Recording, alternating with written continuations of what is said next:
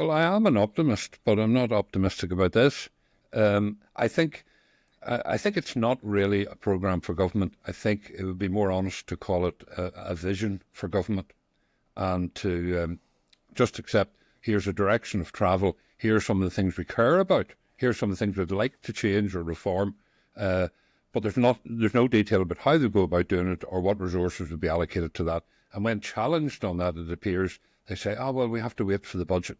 But the people who write the PFG write the budget, so they can put the money where the aspiration is if they so choose. So that whole thing of Mike Nesbitt not knowing whether the money or not, or surprised to even find the words in the document, doesn't surprise me.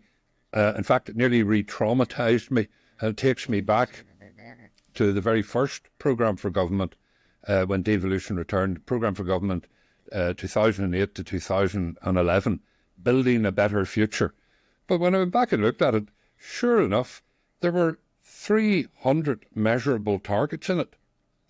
Each department was assigned a public service agreement that it had to deliver on. And it was actually a genuinely ambitious programme for government. And they'd set up the apparatus as well of how the programme would be programme managed. Now, I've every respect for the fact that our current executive only has 2 years to run, and that's not a lot of time to run programmes. But anyway, the success of that in the case of the first programme for government was it's actually the cause of its undoing.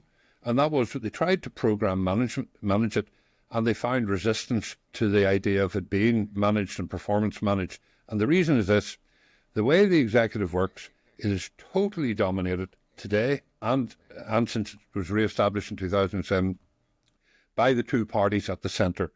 The non-DUP or Sinn Féin ministers are lucky to get some of the crumbs off the table. We were delighted that housing featured strongly in the programme for government in the first one, because that was our departmental priority. But we then discovered that we had no part, a bit like Mike Nesbitt, we had no act or part in